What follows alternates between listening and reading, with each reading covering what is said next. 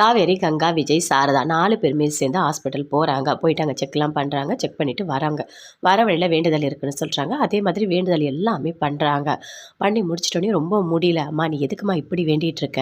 எனக்கு ரொம்ப கஷ்டமாக இருக்குது அப்படின்னு காவேரி சொல்கிறாங்க. இல்லை இந்த மாதிரி வந்து உனக்கு அம்மா போட்டதில்ல, அதனால் குழந்தைக்கு பாதிக்கும்னு சொன்னாங்க. அதனால தான் நான் இப்படி வேண்டிக்கிட்டேன் அப்படின்னு சொல்லிட்டு சாரதா சொல்கிறாங்க. என்னங்க டாக்டர் இப்படி சொல்லியிருக்காங்க. ஒரு வார்த்தை கூட நீங்கள் என்கிட்ட சொல்லவே இல்லை. ஏங்க இப்படி பண்ணீங்க அப்படின்னு காவேரி கேட்குறாங்க.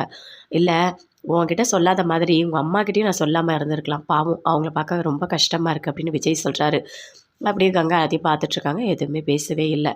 சரிம்மா வா வீட்டுக்கு போகலாம் அப்படின்னு கூட்டிகிட்டு போகிறாங்க. கூட்டிகிட்டு போன உடனே அவங்களுக்கு காய்ச்சல் வந்துடுது. ஐயோ என்னம்மா இவ்வளோ காய்ச்சலாக இருக்குது அப்படின்னு சொல்லிட்டு ஈர துணி எல்லாமே போட்டு அப்படியே ஒத்துறாங்க.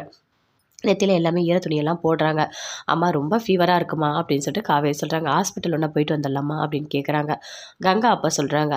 ஆமாம் நீ எதுக்காக வேண்டிக்கிட்ட? உனக்கு தேவையில்லாத வேலை தானே.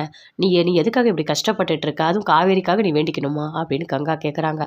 அதை கேட்டவுடனே அப்படியே காவேரிக்கு கோவமாக வருது. இப்போ என்னக்கா பிரச்சனை? அம்மா வந்து வேண்டுதல் பண்ணது பிரச்சனையா? இல்லை எனக்காக வேண்டுதல் பண்ணது உனக்கு பிரச்சனையா? அப்படின்னு கேட்குறாங்க. 2ம் தாண்டி அப்படின்னு சொல்கிறாங்க கங்கா.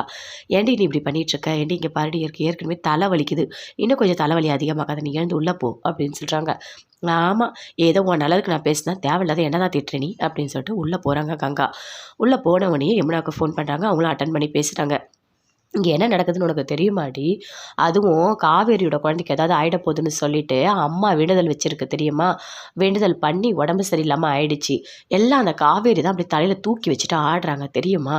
எனக்கு அந்த குழந்தை மேலேயே ஒரு வெறுப்பு வந்துடும் போல இருக்குது பிறக்கறதுக்குள்ளே அப்படின்னு சொல்கிறாங்க. இது வரைக்கும் அந்த குழந்தை என் குழந்தை 2 குழந்தையும் ஒரே மாதிரி தான் நான் நினச்சேன். ஆனால் இவங்க பண்ணுற அக்கப்போரெலாம் பார்த்தா எனக்கு அந்த குழந்தைய பிடிக்காம போயிடும் போல இருக்குது அப்படின்னு கங்கா யமுனா கிட்ட சொல்கிறாங்க. ஆமாம் அம்மா அப்படி தான் பண்ணும். பண்ணால் ஒரடியாக தூக்கி வச்சுட்டு தலையில் ஆடும். இல்லைன்னா அப்படியே தூக்கி கீழே போட்டுரும். அம்மா எப்போவுமே அப்படி தானே பண்ணும் அப்படின்னு சொல்லிட்டு யமுனா சொல்கிறாங்க. ஆமாடி 2 பேரும் சேர்ந்துட்டு எப்போ பார்த்தாலும் அப்படியே அன்பாக பாசமாக கொஞ்சிட்டு தான் இருக்காங்க அப்படின்னு சொல்லிட்டு கங்கா சொல்கிறாங்க. ஆமாம் அவங்க 2 பேரும் எப்போவுமே அப்படி தானக்கா இருப்பாங்க. அதுதான் நமக்கே தெரியுமே அப்படின்னு சொல்லிட்டு யமுனா சொல்கிறாங்க. என்ன தான் இருந்தாலும் ரொம்ப கஷ்டமாக இருக்குடி அப்படின்னு சொல்லிட்டு கங்கா சொல்லிகிட்ருக்காங்க. அப்போ விஜய் வந்து ரூமில் இருக்காரு. அங்கேருந்து காவேரி வராங்க. வந்த உடனே அப்படியே உட்காந்து பேசிகிட்டு இருக்காங்க. இங்கே பாருங்கள் நீங்கள் வந்துட்டு இவ்வளோ பெரிய விஷயத்தை எதுக்காக மறைச்சிங்க அப்படின்னு கேட்குறாங்க. அதெல்லாம் ஒன்றும் இல்லை காவேரி. குழந்தை நல்லா இருக்குல்ல அது போதும் சரியா? நீ ரொம்ப ஃபீல் பண்ணிகிட்ருக்காத அப்படின்னு விஜய் சொல்லிகிட்ருக்காரு. அப்போ நிவின் கிட்ட பேசிகிட்ருக்காரு. யார்கிட்ட பேசுனீங்க அப்படின்னு கேட்குறாங்க. நிவின் கிட்ட தான். சரி நீங்கள் சாப்பிட்றீங்களா? நான் போய்ட்டு டிஃபன் கொண்டு வரேன் அப்படின்னு காவேரி கேட்குறாங்க. இல்லை நானும் நிவினும் 2 பேரும் சேர்ந்து சாப்பிட்டு தான் வந்தோம். வர வழியில் நிவின் பசிக்குதுன்னு சொன்னார். அவர் கூட நான் டிஃபன் சாப்பிட்டேன். வேறு ஒன்றும் இல்லை அப்படின்னு விஜய் சொல்கிறாரு. ஓ அப்படிலாம் போதா அப்படின்னு காவேரி கேட்குறாங்க. ஆமாம் எனக்கு நிவின் குமரன் 2 பேருமே செட் ஆகிட்டாங்க தெரியுமா? 2 பேருமே சூப்பர் ரொம்ப ஸ்வீட் எனக்கு ரொம்ப பிடிக்கும் அப்படின்னு விஜய் சொல்கிறாரு. ஆமாம் மாமாவை யாருக்காவது பிடிக்காம இருக்குமா? நிவின் கூட அப்படிதான் 2 பேருமே புரிஞ்சு நடந்துப்பாங்க. அதனால தான் அவங்கள எல்லாருக்குமே ரொம்ப பிடிக்கும் அப்படின்னு காவேரி சொல்கிறாங்க. ஆமாம் நீ சொல்கிறது உண்மைதான் காவேரி. 2 பேருமே சூப்பர் தான். ஆனால் அக்கா தான் ஏன் இப்படி நடந்துக்கிறானே தெரியல அப்படின்னு சொல்லிட்டு காவேரி சொல்கிறாங்க.